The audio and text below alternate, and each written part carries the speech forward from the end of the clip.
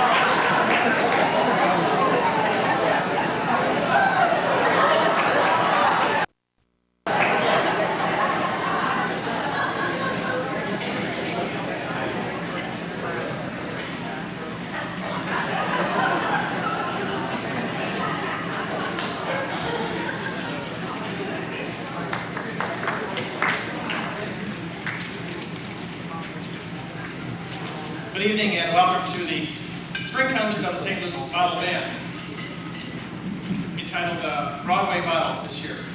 That was our first selection of 76 trombones from the music band. We will be playing that same piece at this year's Drum and Bottle Corps Festival, which we will be hosting right here in the church parking lot on the 4th of July.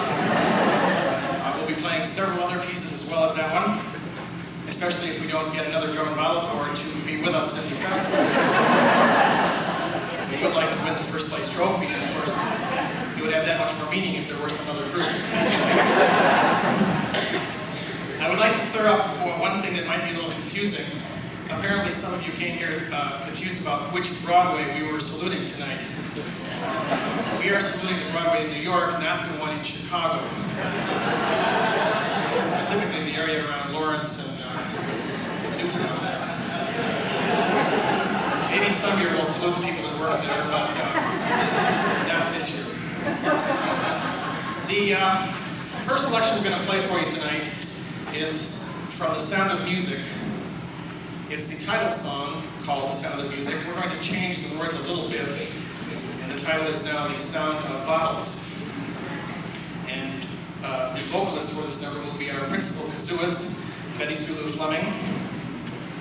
Betty Sulu.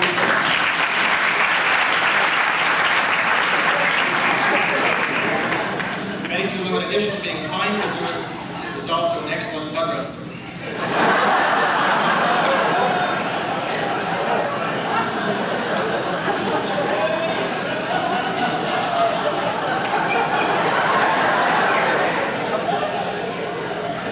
So here we go now with The Sound of Bottles.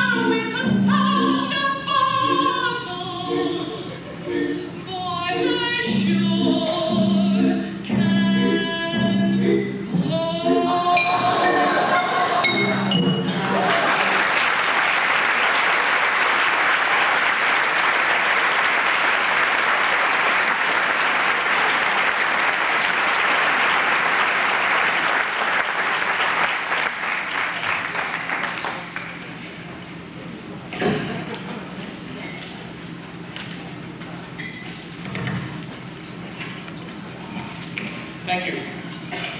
As you all know by now, this concert is a benefit for the Stage Renovation Fund here at St. Luke's. This stage has been around for a long time, and it needs some repair work very badly. Of course, we encourage you to applaud after every piece, but no matter how good it is, please do not stand at your feet. Otherwise, I may go through the floor into the lobby downstairs. This next piece we're going to play for you involves a technique called plucking. There are many things you can do with a bottle besides blow on it, and plucking is one of them.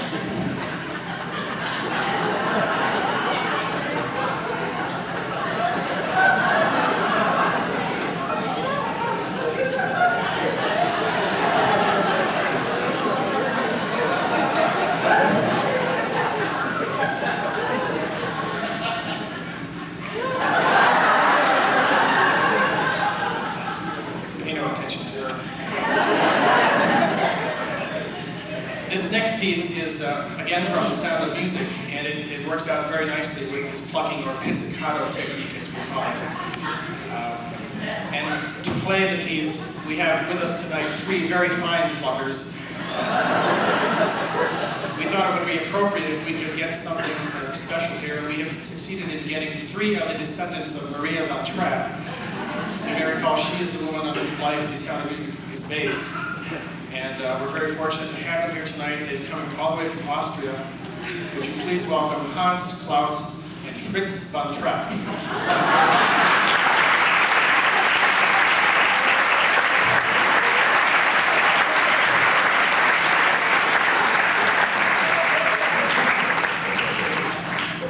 I'll tell you a little bit about each one.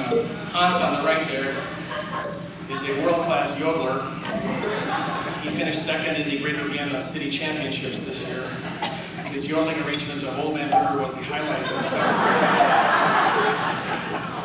In the middle we have Klaus. Klaus is an excellent ski jumper, or he was. He had a very serious accident a couple of months ago.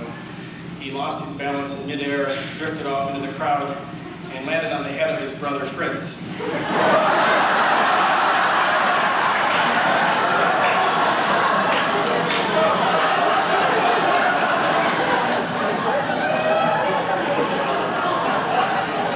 Fortunately, Fritz wasn't wearing the helmet he has on. Things could have been real bad. They might have been better for Fritz, though, if he had, because the accident did something to his brain. He now thinks he's the reincarnation of Leif Erikson. Here we go now with Edelweiss from The Sound of Music, the Von Trapp brothers.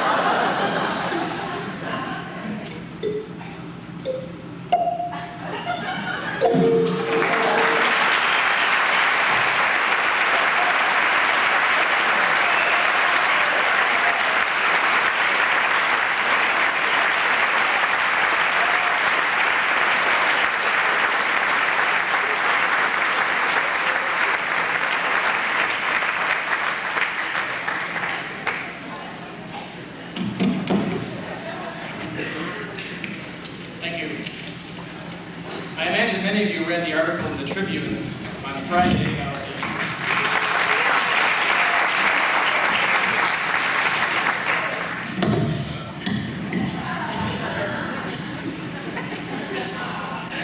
about the Bottle Band. That article was written by Eric Zorn, who was a reporter for that newspaper, and he was very impressed with us, and he's even considering writing a book about the Bottle Band. It would be called Behind the Bottle Band. stories of some of the members, activities that go on outside of the concerts, things like that. I also have heard from George Plimpton. Some of you may know him. He's considering joining the bottle band and writing a book called Inside the Bottle Band. And then some of you may remember Eunice Corgan Beans, who was our concert mistress for many years before she moved to Seattle, Washington last year. She too is considering writing a book. This would be called Escape from the Bottle Band. Actually, it's more of an adventure thriller type novel. So check your local bookstores in the next few months and see if these books have indeed come out. This next piece is very appropriate for us to play. Bottle band music is often compared to many things, most of which I can't repeat here. But the one thing that it is compared to that I can mention is a calliope. That's because the sound is produced in a similar fashion. And the piece we're going to play now is the Carousel Waltz from the musical Carousel, which of course is about a merry-go-round and the sounds of the calliope. And it works out very well for us to play this. I think you'll enjoy it a lot. So here we go with the Carousel Waltz.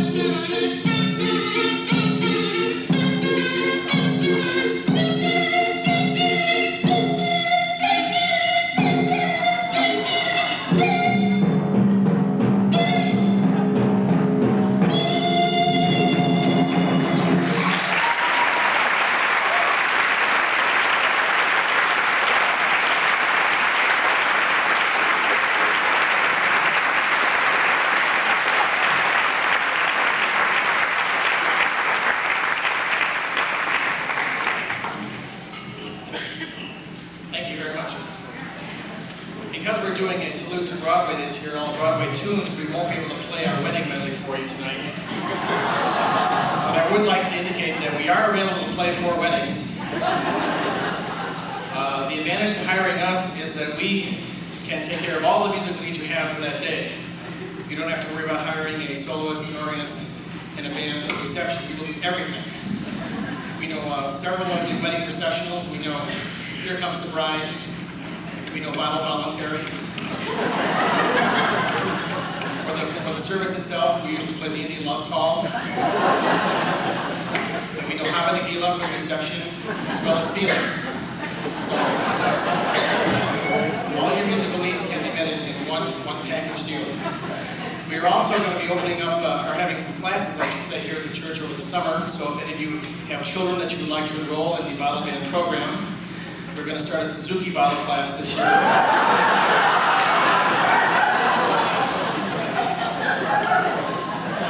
And several other members of the bottle band teach privately in their homes. So speak to me after the show if you would like to set something up with your children. The next piece we're going to play is also from The Sound of Music, a very famous piece called Do, Re, Mi. Now to play this, we have three very fine bottle players. You may remember a couple of years ago, we had two of them here with us, May and June Sour Blossom. This year we're able to have their sister April as well. She is out on parole now, so please welcome April, May, and June Sour Blossom.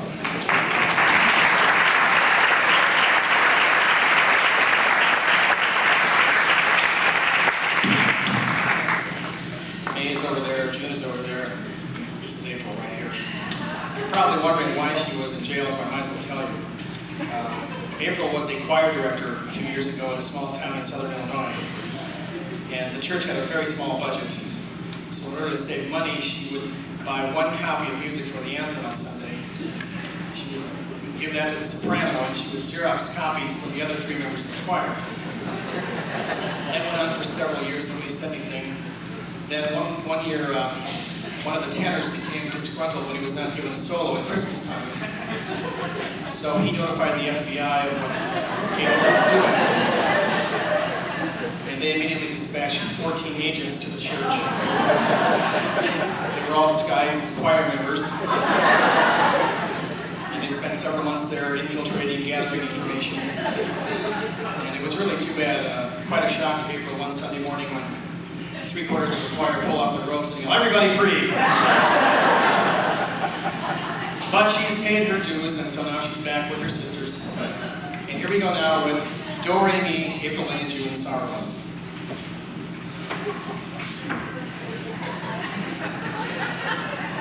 We're ready now.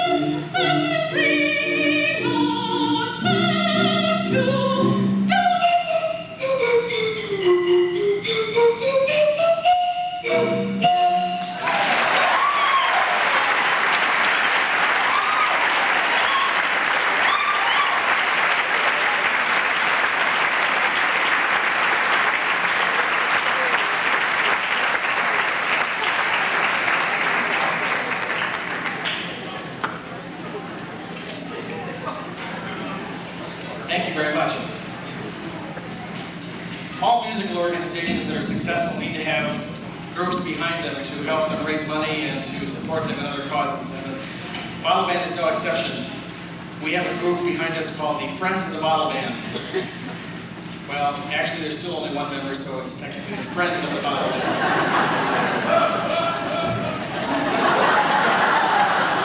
That's his father right over there.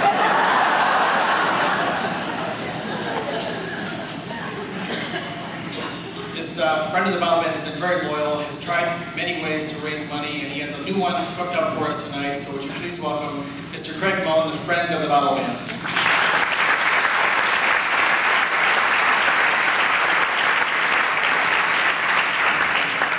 Thank you, Professor Phillips.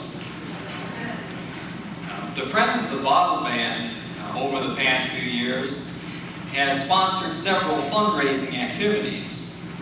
You may recall the bake sale, or the whitewash, or the marathon volleyball game. Unfortunately, none of these activities has raised much money.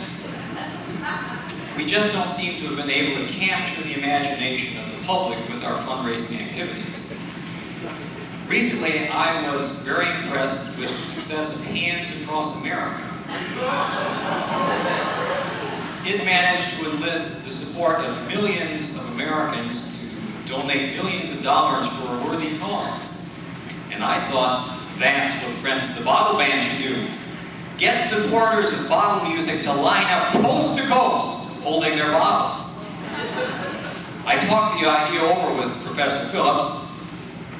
He thought that we might have some trouble with GAMS if we tried for a coast-to-coast line to start off with, and that perhaps we should start with something on a smaller scale.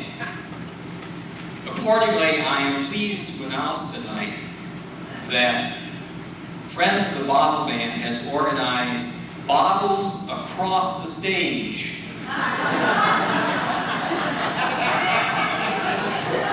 This Sunday, June 8th, on this very stage, supporters of bottle music will line up across the entire width of the stage holding their bottles. And to give you an idea of what it looked like, here are some members of the Bottle Band.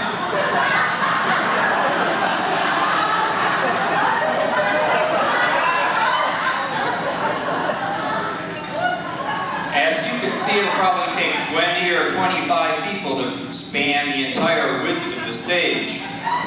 Professor Phillips himself has already agreed to be part of the line, and 2 or 3 members of the Bottle Band are maybes for the event. Unfortunately, the rest of the members of the Bottle Band have pressing business elsewhere this Sunday. But that leaves more space for you, supporters of bottle music. In order to kick off the event, we're going to give away a free gift tonight. Excuse me, I should tell you about what the premiums are. If you donate $10, not only do you get a place in line, you also get this Friend of the Bottle Band t-shirt. And for $20, you get the whole Bottle Band kit. And if you give $50, you'll get a very special premium. This commemorative Bottles Across the Stage bottle. In order to kick off the event, we're going to give away a free gift tonight. One of these commemorative Bottles Across the Stage bottles. Before tonight's performance, we put a small bottle underneath one of the chairs in the audience.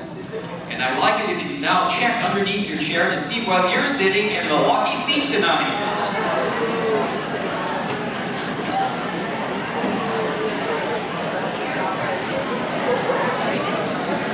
Anybody out there got it? Yes, we have the winner! All right! Would you come forward, please, and receive your gift?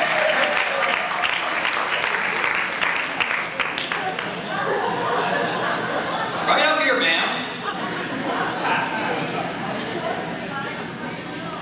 Please, so everybody can see you. Stand right here, please. What's your name? Have you been to a Bottle Band concert before? We're glad you're here tonight. How do you like the first part? Well, here's your bottle. Oh, I should. Oh.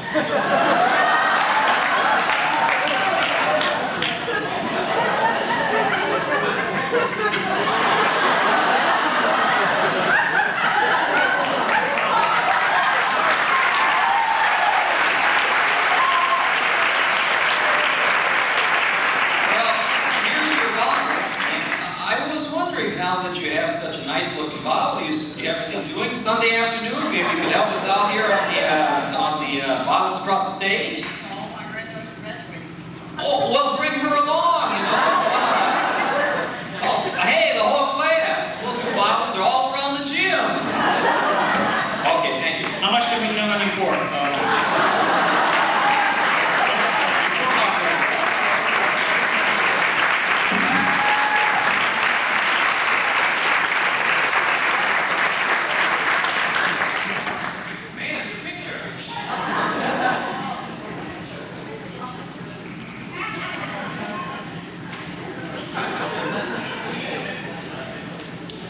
Thank you very much.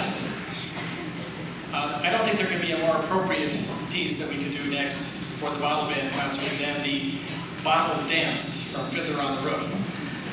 Many of you have seen the movie or the play. You will recall that this occurs after one of Teddy's daughters has gotten married and they have a big wedding celebration. And some of the men put a bottle of wine or whatever it is they're drinking on their hats, and they dance as they balance the bottle rather on their hat. We're going to do this dance with members of our own bottle band. However, since we are Lutheran, we had trouble doing an authentic Jewish dance. So we thought we better bring in some experts, and we've succeeded in finding a very, very wonderful dancing family. These are the Silverstein men. They are 4 generations of dancers. They have been passing this dance down to one another for many years. I would like to introduce them to you now. First is the youngest one, Mr. Joseph Silverstein.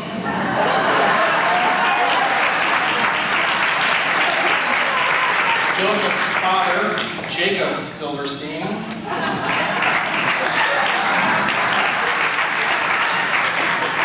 Jacob's father, Isaac Silverstein.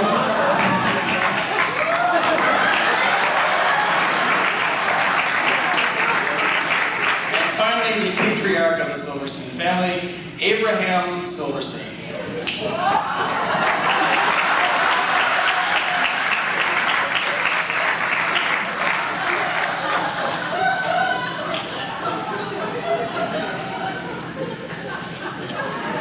I'm sure you're going to appreciate this dance, the bottle dance from Fiddler on the Roof.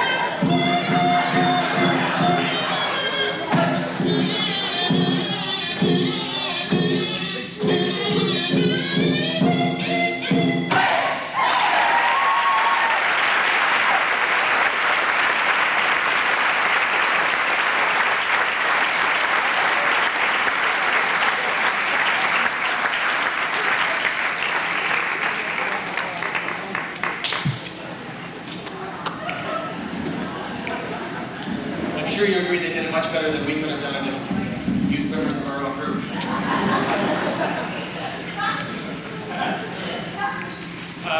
Many of you probably think that the bottles we have up here are the same ones we had last year, but that's not true. Bottles do wear out. They're very much like reeds on oboes or clarinets. You use them for a while and they deteriorate. You have to replace them. Sometimes as often as twice a week, 3 times a week. How hard you play them. And I want to stress one thing. We do use a Budweiser bottle as the official bottle and a sangria bottle for the base bottles. Now, we don't encourage the use of alcohol. It just happens to be that those particular bottles make the best instruments. And we've tried many other things, soda pop bottles, salad dressing bottles. Nothing works as good as a Budweiser. So it's just part of our job that we have to empty these bottles to play them. There are quite a few though, and we could not do this alone. So there is a group dedicated to the sole purpose of helping us empty out bottles. I would like to introduce them to you now. This is the Women's Auxiliary of the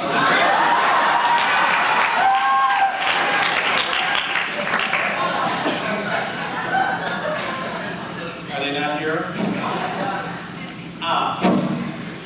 The group is, of course, spearheaded by Betty Sulu Fleming, who herself has accounted for over half the bottles of UC. We have the other 3 members, Myrtle Johnson here, Edna Fargo, and Mabel Carp. These 4 women are behind the scenes almost daily helping us find new bottles for the bottle band. And so we would like to dedicate this song to them. It originally was from the Music Man called Pick a Little, Talk a Little. We have changed it to Drink a Little, Talk a Little. Because that's what they do, after all. This will be the last piece before the intermission. We encourage you to go downstairs and partake of some punch and cookies that the high school youth have prepared. We will probably take about a 15-minute intermission. While you are refreshing yourselves, we will be rehearsing for the second act. Take your time, no rush. We'll see you in about 15 minutes.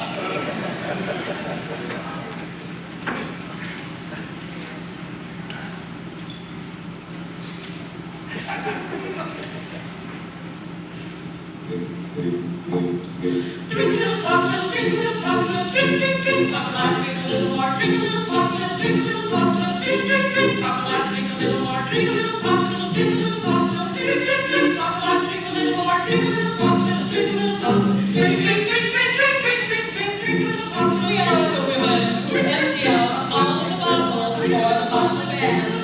The thankless job that lives somebody's got to do it. And not only do we empty all the bottles, but we test them as well. More,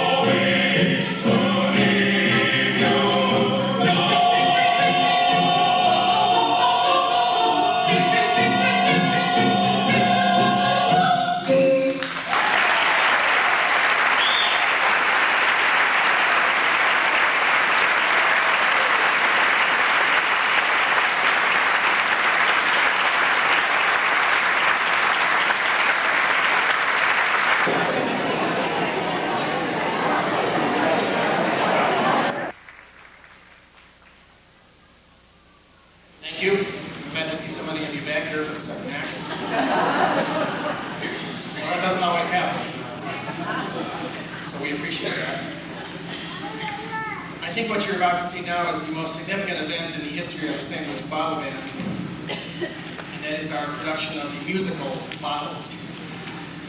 Now, Bottles is very similar to the musical Cats, as you might have read in the program notes. Cats was written, of course, by T.S. Eliot, and the lyrics for Bottles were written by his brother, B.S. Eliot. Scholars are not sure exactly what BS stands for. The most widely accepted theory is bottle saver. BS was a bartender a great deal of his life, and he loved bottles. He collected them, had thousands of them in his home. And like his brother T.S., who was enchanted by cats and used to watch them and look at them and write poems on them, B.S. did the same thing with bottles. He would watch them, chart their movements, have conversations with them. And he wrote this collection of poems called The Old Bartender's Book of Practical Bottles. And in it he describes many different kinds of bottles, their personalities, their likes, dislikes. And Andrew Lloyd Webber happened to read that book of poetry, and he thought this would make a wonderful idea for a musical. So he started writing some songs, and then about halfway through, somebody gave him a copy of T.S. Eliot's The Old Possum's Book of Practical Cats. And he said, hey, this is a lot better than the other books, so he stopped working on bottles and began writing cats instead. But he didn't write any new songs because the poetry, the meter was exactly the same. B.S. had just ripped off his brother completely. So he just put in the lyrics from Bottles and put it into Cats. So a lot of the songs that you're going to hear tonight are from, or if you've seen Cats, you will recognize the melodies. The storyline is also very similar. I don't want any of you to feel that if you haven't seen Cats, you won't understand Bottles. I think it stands up on its own. Andrew Lloyd Webber, of course, did not write it intending for it to be played on the bottles. It would have been played by an orchestra. That's why I think we have something really significant here. Comparing the two, Cats, of course, takes place in a junkyard. A bunch of cats get together and celebrate throughout the night. In Bottles, it takes place on an empty lot, and a bunch of bottles get together to celebrate. Take place in participate in what they call the Great Bottle Ball. And the bottles come out and sing and dance. Those of you who have seen Cats know that there's one character in Cats, Brisabella, who is the former glamour cat who has now become very haggard and old-looking. There was a character similar to that in Bottles. In Cats, the leader of the Cats, Old Deuteronomy, selects one cat to be given a new life, to be given another chance. And the same thing happens in Bottles. The bottle leader, Old Logan David, selects one of the bottles to be recycled. And so this is how the stories compare. The narration is very similar to the poetry. I think if you've seen Cats, you will really appreciate it. If you haven't, you will still enjoy Bottles. This is our only work on the program for this half. We thank you for coming and supporting the Bottle Band. Hope to see you again next year. And here we go with the world premiere of Bottles. Like Cats, it starts out with an overture.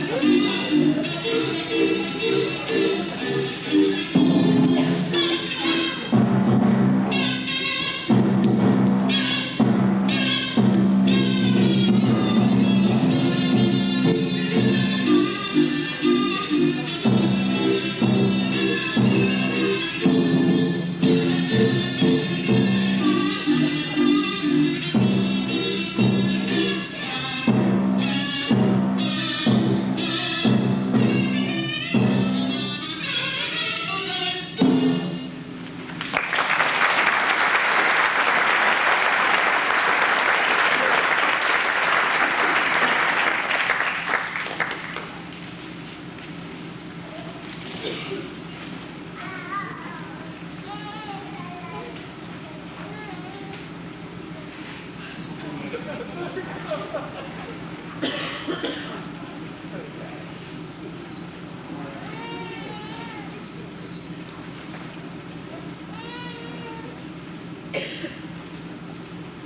naming of bottles is not for the lazy or those who just want to play silly old games. You may think that I am a little bit crazy when I tell you a bottle has 3 different names. First, there's the name that refers to its size, like 8 ounce or 12 ounce, 2 liter or jug. But you must know more than this name, otherwise when people ask, what's in the bottle? You shrug. So there are names that refer to the contents, like soda pop, apple juice, vodka, or beer. Now, of a bottle you can tell the essence, though as to its quality, that's still unclear. So a third name is needed, and this one is able to help you identify one from the rest. It's usually printed on some kind of label and worn by a bottle with pride on its chest. The examples of these names are Michelob Light, Heineken, 7-Up, Pepsi, or Venice. Some names are simple, like RC, Sprite, while Canada Dry Ginger Ale is complex. I tell you my name, but I don't really know. As a youngster, my label was taken from me. I was stuffed with a message a long time ago and thrown from a fishing boat into the sea. I floated for 200 miles, but in fact not one drop of water got in me at all. So now I am here with my message intact, a story entitled The Great Bottle Vault. There once was a big empty lot long ago where bottles would gather one day of the year. Now how they all got there I really don't know, but just after midnight they start to appear. The first ones were cautious, and none of them spoke, for the lot was all dark, and the night was so quiet. These 4 were related. Their last name was Coke. I'm classy. I'm new. I'm cheery. I'm diet.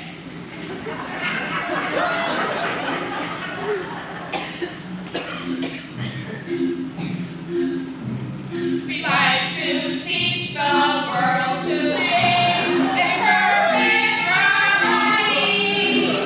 The trouble is that when we sing, we always go off key.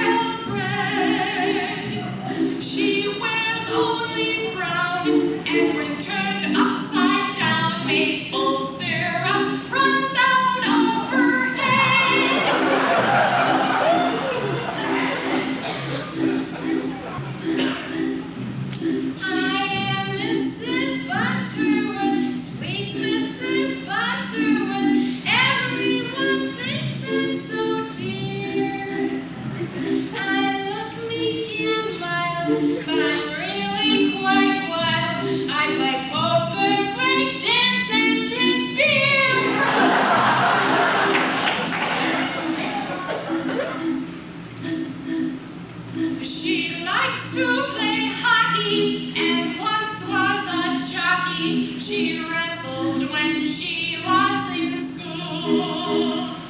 She's good at kung fu and can bowl real well too. I can beat Aunt Jemima at pool. I am Mrs. Butterworth, dear Mrs. Butterworth. To you these words I impart. I am no spring chicken, but I ain't done kicking. I'm still very much young at heart.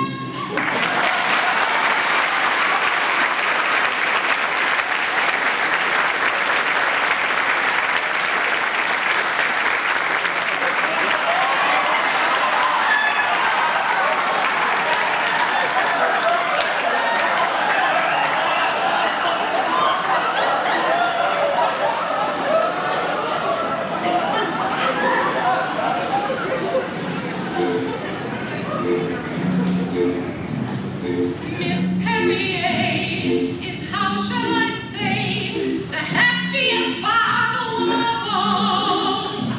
She looks very chic, although her physique is certainly not very small. As you can tell, she dines very well. She loves to go out to cafes. When she's in the mood, she takes so much food, she fills up 3 or 4 trays. You may see her in plays or at fancy ballets. She is popular, busy, and neat. But what she likes best, as you might have guessed, is having something to eat. I'm Miss Perrier. I am a gourmet. I dine 5 and 6 times a day. I just love to snack and never keep track of how much I currently weigh. I am well-to-do and dignified too, but that doesn't mean I can't flirt. Someone ideal who'll buy me a meal, I'm always on the alert. I am looking for a bachelor. He must be rugged but sweet, and he needn't be tall or handsome at all, but he must like to go out and must like to go out and he must like to go out and eat.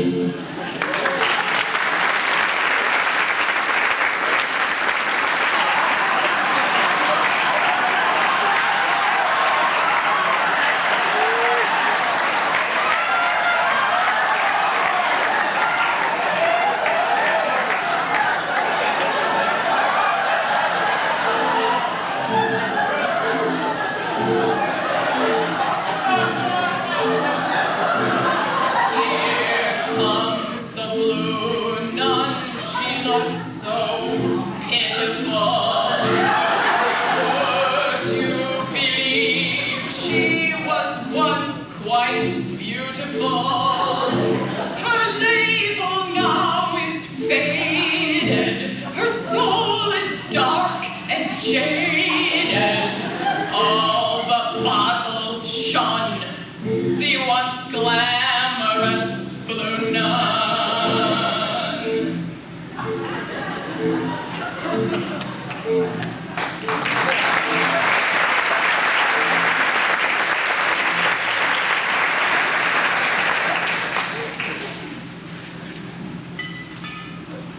What's this?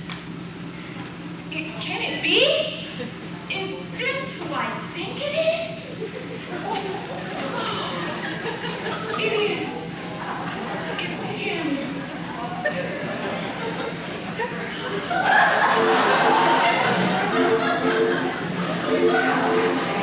Well, of all things, can it be really? Oh, yes, oh, hi, oh, my,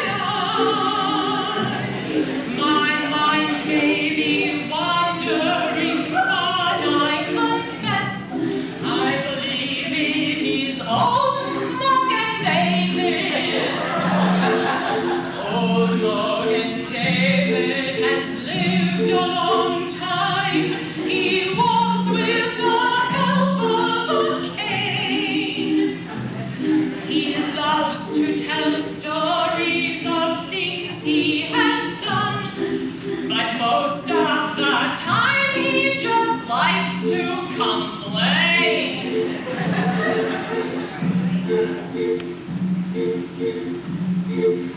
Oi, oi, oi. Oh, what a day I had.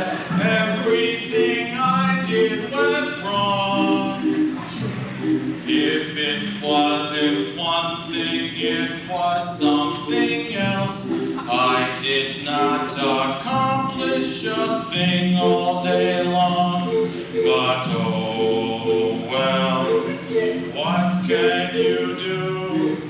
It does not help if you coist.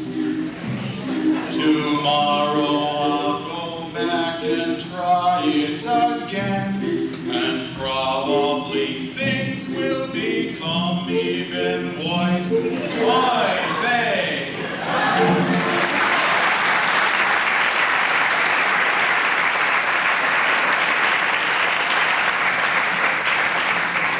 Though old Mogan David was feeble and gray, the rest of the bottles felt he was their leader. He had thought about marrying Miss Perrier, but he couldn't see spending so much just to feed her. Next to arrive at the great bottle wall was someone who certainly could entertain. Her spirited dancing was welcomed by all, the sparkling bottle of pink champagne.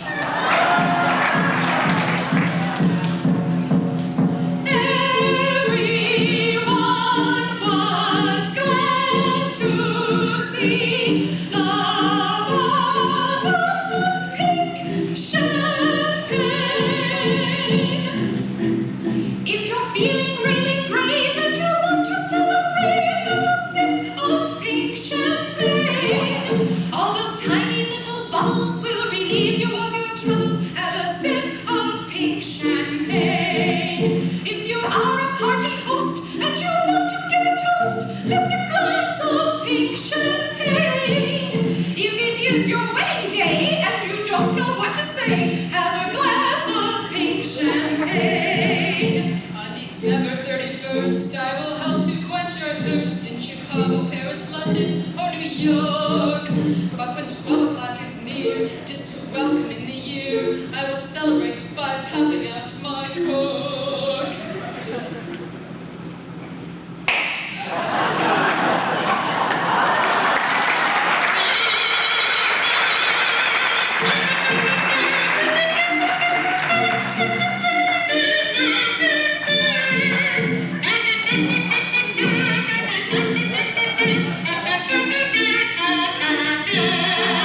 If you just got a promotion and you're bursting with emotion, have a bottle of pink champagne. It will make you want to dance and may help you find romance. Have a bottle of pink champagne.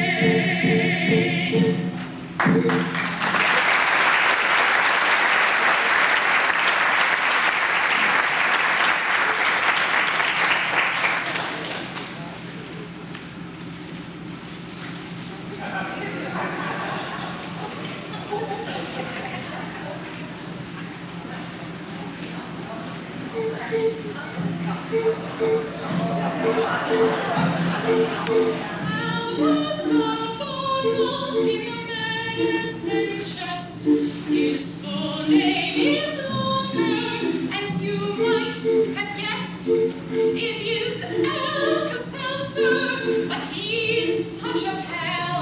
As a sign of affection, we call him just Al. No, he isn't the bottle he was in his prime. He is only headaches and hangovers too. He has this happened last night. All the words in the same place, just right. But his greatest achievement was when he helped a bum recover from drinking a whole fifth of rum.